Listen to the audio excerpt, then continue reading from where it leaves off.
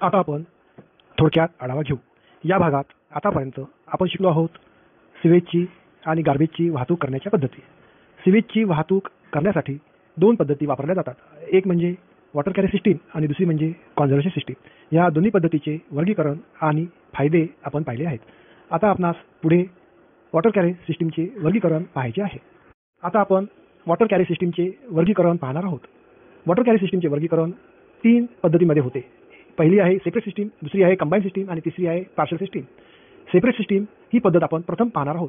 या पद्धतीमध्ये सिवेज म्हणजेच संडास आणि मूत्रिघर यामधून निघणारे वेस्ट हे एका सीवरमधून वाहून नेले जाते, तर सलेज म्हणजेच किचन, बाथरूम, वॉश बेसिन आणि घर स्वच्छ केल्यामुळे तसेच कपडे, गाडी इत्यादी धुतल्यामुळे, भांडे धुतल्यामुळे निघणारे पाणी हे एका दुसऱ्या बंद नळामधून वाहून नेले जाते.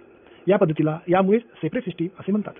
त्याचप्रकारे पावसाचे पाणी सुद्धा सलेज वाहून नेणाऱ्या नळामध्ये सोडलेले असते.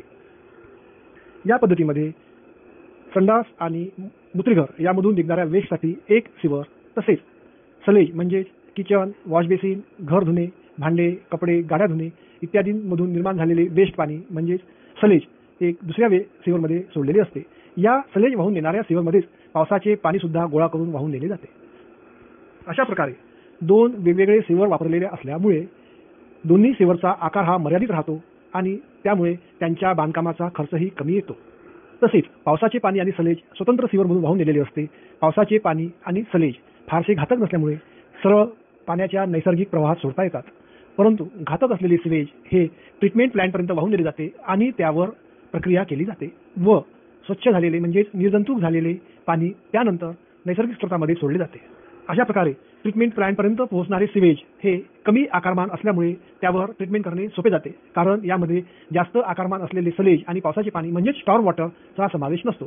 साहजिकच ट्रीटमेंट प्लॅन्टचा आकार हा लहान होतो, त्यामुळे खर्चही कमी येतो व कमी क्वांटिटीवर जास्त कार्यक्षमपणे प्रक्रिया करणे शक्य होते.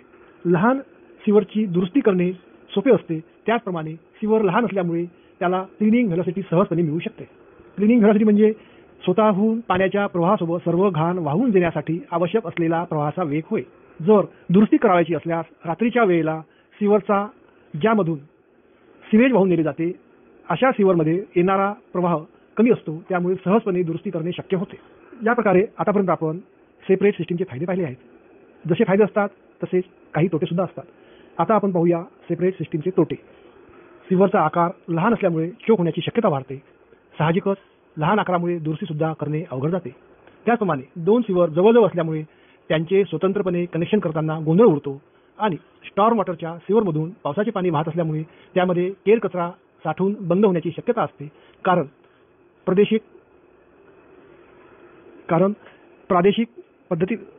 भौगोलिक परिस्थितीप्रमाणे काही भागात फक्त वर्षभरातील काही काळच पाऊस पडतो. यामुळे वर्षभर अशा प्रकारचे सीवर हे कोरडे राहतात, त्यातून प्रवाह वाहत नाही. अशा परिस्थितीमध्ये त्यामध्ये साठलेला केर कचरा काढणे अवघड जाऊ शकते. आता पाहूया आपण कंबाईन सिस्टीम. या सिस्टीममध्ये एकच बंद सीवरमधून सिवेज वाहून नेलेले असते. यामध्ये संडास आणि मूत्रिघर यामधून निघणारे वेस्ट सोडलेले असते. त्याचप्रकारे किचन सिंक, वॉश बेसिन आणि बाथरूम यामधून निघणारे पाणी सुद्धा सोडलेले असते. तसेच घरातील इतर क्रिया उदाहरणार्थ कपडे, भांडे, गाड्या, घर धुणे यामुळे वाया गेलेले पाणी सुद्धा या सीवरमध्ये सोडतात. याच प्रकारे रस्त्यावरून वाहणारे पाणी, त्याचप्रमाणे पावसाचे पाणी सुद्धा एकाच सीवरमध्ये सोडलेले असते. या सर्वांमुळे मोठ्या आकाराचे सीवर घेणे आपल्याला आवश्यक असते. याच्या मोठ्या आकारामुळे आणि त्याच्यातून वाहणाऱ्या मोठ्या प्रवाहामुळे या सीवरमध्ये सेल्फ क्लिनिंग व्हेलॉसिटी सहजपणे मिळते. आता आपण पाहूया कंबाईन सिस्टीमचे फायदे.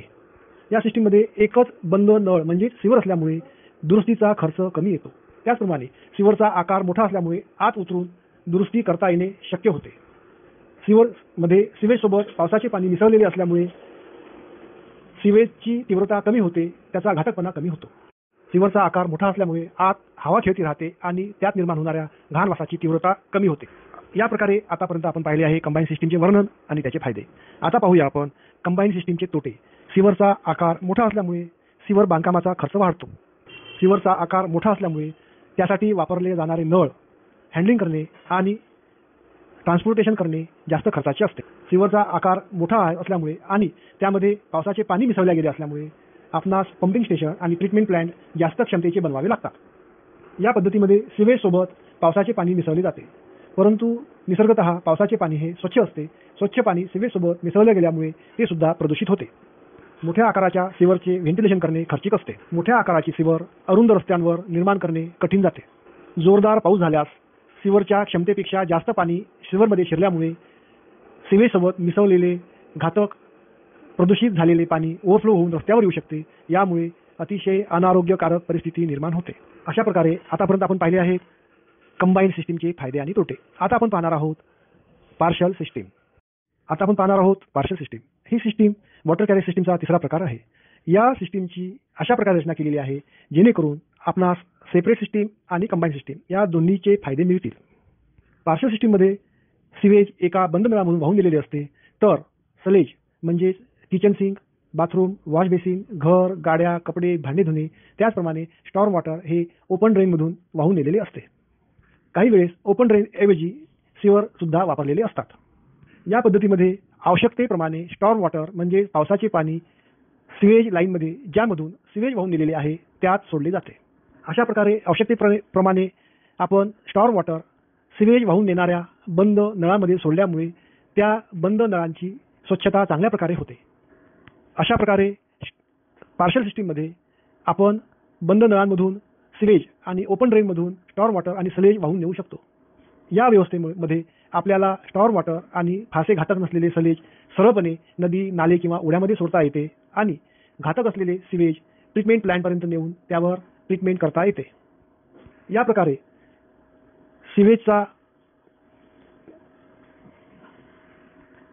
सिवेजची क्वांटिटी कमी झाल्यामुळे पंपिंग स्टेशन आणि ट्रीटमेंट प्लॅन्टचा भार कमी होतो आणि अधिक कार्यक्षमपणे आपण सिवेजवर ट्रीटमेंट करू शकतो. तसेच कमी क्वांटिटीमुळे ट्रीटमेंटचा आणि पंपिंगचा खर्चसुद्धा कमी येतो. या पद्धतीमध्ये मध्यम आकाराचे सिवर वापरले जातात, त्यामुळे कंबाईन सिस्टीमपेक्षा या सिस्टीमचा खर्च कमी येतो. आता पाहूया आपण पार्शल सिस्टीमचे तोटे. जर पाऊस पडला नाही तर फ्लो कमी होऊन या सिस्टीममध्ये सेल्फ क्लिनिंग व्हेलॉसिटी मिळत नाही आणि सिवर चोक होण्याची शक्यता वाढते. सेपरेट सिस्टीममध्ये पावसाचे पाणी ट्रीटमेंट प्लॅन्टपर्यंत पोहोचतच नाही, त्यामुळे ट्रीटमेंट करावयासाठी उपलब्ध सिवेजची क्वांटिटी कमी असते. परंतु पार्शल सिस्टीममध्ये काही प्रमाणात वर्षातील काही काळ ट्रीटमेंट प्लॅन्टपर्यंत सिवेजसोबत पावसाचे पाणी पोहोचते, त्यामुळे ट्रीटमेंट प्लॅन्ट पंपिंग स्टेशनचा आकार वाढतो, परंतु वर्षभर ती क्षमता वापरली जात नाही. या क्षमतेचा वापर फक्त जास्त पावसाच्या काळातच होतो. आता पाहूया आपण सेपरेट सिस्टीम निवडण्याची कारणे. सुरुवातीला कमी पैसा उपलब्ध असतो, त्यावेळेस आपण सिवेजसाठी आणि पावसाच्या पाण्यासाठी वेगवेगळ्या पद्धती वापरतो. कमी पैसा उपलब्ध असेल तेव्हा सिवर हा सिवेजसाठी वापरला जातो आणि पावसाचे पाणी आणि सलेजसाठी ओपन ड्रेन वापरले जातात. कालांतराने पैसा उपलब्ध झाल्यावर ओपन ड्रेनचे रूपांतर आपण बंद सिवरमध्ये करू शकतो. हे बंद सिवर जे नव्याने तयार केले आहे त्यामधून पावसाचे पाणी आणि सलेज वाहून नेले जाते. सेपरेट सिस्टीम असल्यामुळे पंपिंग स्टेशन आणि ट्रीटमेंट प्लॅन्टवर कमी भार येतो. साहजिकच त्यांची क्षमता कमी असली तरी चालते, त्यामुळे कमी खर्चात आपल्याला ट्रीटमेंट करणे शक्य होते. याच प्रकारे जर समतल शहर असेल, शहराची जमीन समतल असेल तर सेल्फ क्लिनिंग व्हेलॉसिटी मिळावी यासाठी आपल्याला योग्य उतार द्यावा लागतो. साहजिकच जसे जसे सिवरची लांबी वाढते तशी त्याची खोलीसुद्धा वाढवावी लागते, यामुळे सिवरचा खर्च वाढतो. अशा वेळेस आपण जर कंबाईन सिस्टीम वापरली तर आधीच सिवरचा आकार मोठा असल्यामुळे खर्च वाढलेला असतो, सोबतच आता खोली वाढल्यामुळे खर्चाचे प्रमाण वाढते. याच प्रकारे खोल झाल्यामुळे किंवा सिवर अधिक खोल होत गेल्यामुळे पंपिंग स्टेशन उभारावे लागतात, त्यांची क्षमता जास्त वाढवावी लागते. सोबतच ट्रीटमेंट प्लॅन्टवर सुद्धा कंबाईन सिस्टीममुळे भार वाढतो आणि खर्चही वाढतो. याच प्रकारे वर्षातील फक्त काही महिने पाऊस पडणारे प्रदेश असतात, त्या ठिकाणी सेपरेट सिस्टीम वापरणे सोयीचे असते. कारण जर आपण या ठिकाणी कंबाईन सिस्टीम वापरली तर सिवरचा आकार मोठा घ्यावा लागतो, कारण वर्षातले 2-4 महिने किंवा 5 महिने जोरदार पाऊस पडतो आणि वर्षभर पाऊस पडत नाही. आणि अशा वेळेला जास्त क्षमतेची सिवर हे उर्वरित काळात पुष्कळसे रिकामे राहतात, सेल्फ क्लिनिंग व्हेलॉसिटी मिळत नाही आणि त्याची स्वच्छता होत नसल्यामुळे आपल्याला मेंटेनन्सचा खर्च वाढतो. सोबतच मोठ्या आकाराचे सिवर उभारावे लागल्यामुळे उभारणीचा खर्चही वाढलेला असतो. या परिस्थितीमुळे आपणास सेपरेट सिस्टीम वापरणे सोयीचे जाते. पाहूया आपण कंबाईन सिस्टीम वापरण्याची मुख्य कारणे. बऱ्याच वेळा शहरांमध्ये सिवर लाईन टाकण्यासाठी कमी रुंदीची जागा उपलब्ध असेल तर सेपरेट सिस्टीमसाठी 2 वेगवेगळ्या सिवर लाईन टाकणे सोयीचे होत नाही. अशा ठिकाणी कंबाईन सिस्टीम अतिशय सोयीस्कर असते. शहराच्या परिसराचा विकास होत असतानाच सिवर लाईन टाकायची असल्यास कंबाईन सिस्टीम वापरणे सोयीचे असते. त्याच प्रकारे जर शहरामध्ये वर्षभर सारख्या प्रमाणात पाऊस पडत असल्यास कंबाईन सिस्टीम वापरल्यास सेल्फ क्लिनिंग व्हेलॉसिटी सहजपणे मिळू शकते आणि आपल्याला सीवरची चोक होण्याची शक्यता कमी करता येते. सुरुवातीला शहराच्या विकासासाठी कमी फंड उपलब्ध असल्यास ओपन ड्रेन वापरल्या जातात आणि कालांतराने ओपन ड्रेनचे रूपांतर कंबाईन सिस्टीममध्ये करता येते. सिवेजसोबत पावसाचे पाणी आणि सिवेज या दोघांची पंपिंग करावी लागत असल्यास आपल्याला जास्त खर्च येतो. अशा वेळेस आपण पार्शल सिस्टीम निवडू शकतो, कारण पार्शल सिस्टीममध्ये आपण काही प्रमाणात आवश्यकतेप्रमाणे पावसाचे पाणी सीवरमध्ये सोडून सेल्फ क्लिनिंग व्हेलॉसिटी मिळू शकतो. त्याचप्रकारे पार्शल सिस्टीममध्ये कमी आकाराचे नळ म्हणजेच सेपरेट सिस्टीमपेक्षा मोठे परंतु कंबाईन सिस्टीमपेक्षा कमी आकाराचे सीवर आपण वापरू शकतो व या प्रकारच्या पार्शल सिस्टीम वापरल्यामुळे पंपिंग स्टेशन आणि ट्रीटमेंट प्लॅन्टवर सुद्धा भार कमी येतो.